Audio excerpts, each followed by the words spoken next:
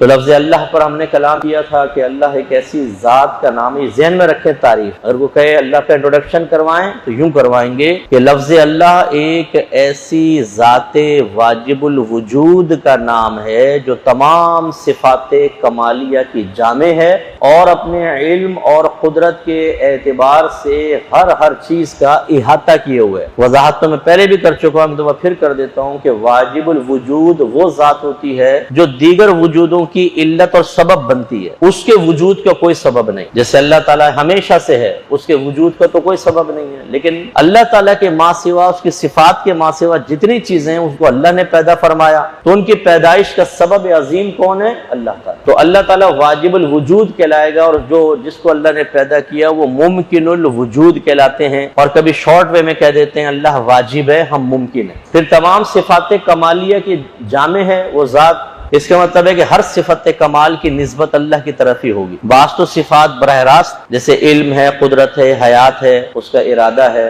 اس میں ذکر بھی آئے گا. اس کے علاوہ پیدا کرنا، رزق عطا فرمانا، یہ ڈائریکٹ آپ کہہ دیتے ہیں. اور بعض چیزیں ایسی ہوتی ہیں کہ جو اگر دیکھا جائے تو انسان کی طرف اس کی نسبت ہوتی ہے. برج خلیفہ جی کس نے بنایا؟ جی وہ شیخ نے بنایا دبئی کے. ابھی تو نہیں کہیں گے اللہ نے بنایا، حالانکہ اللہ تعالیٰ نے توفیق دی، لیکن ہم انسان کی طرف نسبت کریں گے. لیکن اس کے بنانے کا کمال جو ہے، اس میں جو صلاحیتیں استعمال ہوئیں، جو انجینئرنگ کا استعمال ہوا، وہ توفیق کس نے دی؟ وہ علم کس نے دیا؟ انہیں حادثات سے محفوظ کس نے رکھا؟ میرے رب نے. تو اگر ہم اس کی تعریف کریں گے تو یہ بھی رب کی تعریف. تو اس لیے ہر تعریف کا مرجع اللہ تعالیٰ ہوگا، چاہے براہ راست اور چاہے کسی واسطے سے. کوئی بھی آپ چیز لے لیں، جس کی بھی آپ تعریف کریں، سائنسدان کی کریں یا سیاست دان کی کریں، ٹیچر کی کریں، مصور کی کریں، کوئی کھیل کود میں ماہر ہے اس کی کریں، سب اللہ تعالیٰ کی طرف سے کرم نواز. آپ دیکھیں بعض کرکٹر کتنا اچھا کھیلتے ہیں، ہر میچ میں سکور کرتے ہیں، بعض فیل ہو جاتے ہیں، اسے ٹیم سے بھی باہر ہو جاتے ہیں. اب یہ کیا ہے؟ یہ مائنڈ کو مضبوط رکھنا، پریشر نہ آنا.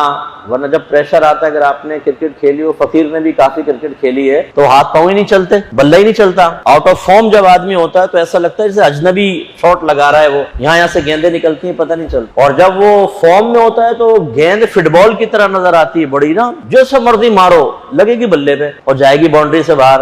اب یہ جو اللہ تعالیٰ دیکھیں کسی کے مائنڈ کو کمزور کر دیتا ہے کہ وہ پریشر لے لیتا ہے، وہ خوفزدہ ہو جاتا ہے، فاسٹ بولر سے خوفزدہ ہو جاتا ہے، یہاں سے گیند نکلی، یہاں سے پسینے آنے لگتے ہیں، کانپنے لگتا ہے، ڈرتا ہے اور پھر وہ آؤٹ ہو جاتا ہے. اور کسی کو اتنی مضبوطی اللہ تعالیٰ دے دیتا ہے کہ اس کی وجہ سے بالر پہ پریشر آ جاتا ہے. تو یہ تو میں آپ کو ویسے ایک بات سمجھا رہا ہوں تاکہ آپ کے سمجھ میں آئے. اب یہ جس کو بھی یہ صلاحیتیں حاصل ہوتی ہیں، دی کس نے؟ آپ کے رب نے دی. جتنے بھی انبیاء علیہ السلام تشریف لائے، ان کے پاس کمالات تھے، انہوں نے جو معجزات دکھائے، جیسے خاص طور پہ ہمارے نبی کریم صلی اللہ علیہ وسلم جو آخری نبی ہیں، اور آپ کے بعد قیامت تک کوئی نبی نہیں آئے گا جو اس کا عقیدہ رکھے وہ کافر ہے اور دائرہ اسلام سے خارج ہے. کتنے کمال ہیں ہمارے آقا کے، قیامت تک کے لیے اربوں خربوں کو مسلمان کر گئے، لیکن یہ حقیقتاً کمال کس کا ہے؟ ہمارے رب کا. تو اس لیے تعریف اللہ تعالیٰ کی ہے، یہ یاد رکھیں. جتنی بھی تعریفیں کریں، اگر زوجہ آپ کی اچھا کھانا بناتی ہے نا، تو یہ اچھا کھانا بنانے کی توفیق بھی اللہ کی طرف سے ہے. بعض خواتین وہی تمام چیزیں ڈالیں گی جو یہ عورت ڈال رہی ہے، لیکن کھانا ایسا بنے گا کہ آپ کانوں کو ہاتھ لگائیں گے. کبھی مرچیں تیز، کبھی بوٹی نہیں گلی، کبھی یہ مصیبت، کبھی وہ مصیبت. تو وہ عورتیں یہ ریسیپیز دیکھ دیکھ کے نا یوٹیوب سے ذرا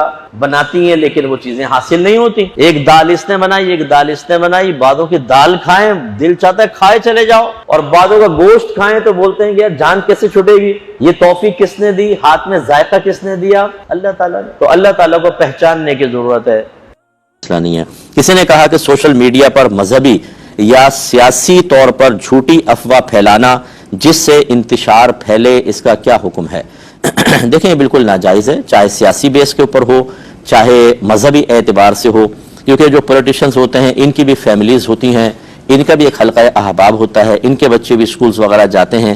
کوئی بھی غلط بات کسی کے بارے میں منسوب کر کے عام کر دینا ان کے لیے اپنے خاندان میں پھر بچوں کا اسکول وغیرہ کے اندر معاملہ کرنا بہت مشکل ہو جاتا ہے. شریعت اس کی اجازت نہیں دیتی ہے، اور مذہب کا معاملہ تو اور زیادہ سینسٹیو ہوتا ہے. نبی کریم صلی اللہ علیہ وسلم کی حدیث ذہن میں رکھیے کہ آپ سفر معراج پر جب گئے تو آپ نے دیکھا ایک آدمی بیٹھا ہوا ہے، ایک اس کے پیچھے کھڑا ہوا ہے، کھڑے ہوئے کے آدمی کے ہاتھ میں ایک کانٹا تھا، وہ اس نے آنکھ میں مارا زور سے، اس کو پھاڑ دیا، پھر ناک میں مارا اور پھاڑ دیا، پھر منہ میں مارا اور اس کو پھاڑتا ہوا پیچھے لے گیا، پھر اس طرف اس نے یہ عمل کیا، اتنے میں یہ صحیح ہو گیا، پھر اس طرح بار بار ایسا وہ کرتا رہا۔ تو میں نے پوچھا کہ اس شخص کو یہ عذاب کیوں ہو رہا ہے، تو مجھے بتایا گیا، جس کی ایک وجہ یہ بتائی کہ یہ صبح اپنے گھر سے نکلتا تھا اور جھوٹی بات کہتا تھا اور وہ آفاق میں پھیل جایا کرتی تھی۔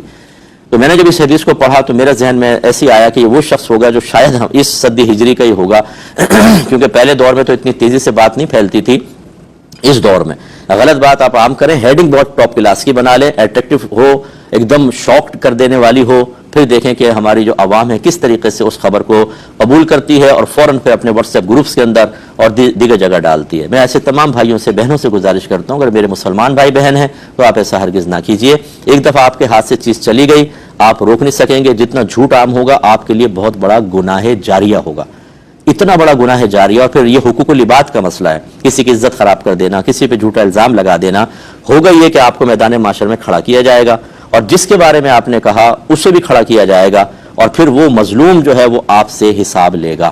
اور حساب کا طریقہ یہ ہوگا کہ پہلے آپ کی نیکیاں اس کے نام اعمال میں ڈالی جائیں گی، اور اگر اس سے حساب کتاب پورا نہیں ہوگا تو اس کے گناہ آپ کے نام اعمال میں ڈالے جائیں گے۔ ہو سکتا ہے وہ بخشش پا جائے، جنت میں چلے جائے، اور آپ کے لیے خدا نہ کرے جہنم کا حکم ہو۔ اور جب اتنی دیدہ دلیری کے ساتھ ایک کے بارے میں نہیں لاکھوں کے بارے میں ہم کر رہے ہوں، اور پھر نیکیاں ہمارے نام اعمال میں کچھ بھی نہ ہوں، جو مقبول نیکیاں ہیں وہ تو بہت ہی شاید ہم کم کرتے ہیں کیونکہ ہمیں علوم دینیہ کا علم نہیں ہوتا، ناقص سی نیکیاں ہوتی ہیں، اور پھر اتنی جرأت اور دلیری کے ساتھ ڈے آف ججمنٹ کو بھلا کر انسان صرف دنیا کے لیے ایسی حرکتیں کرے، یہ قطعاً غیر مناسب ہے۔ اس لیے بہت ہی احتیاط کیجیے۔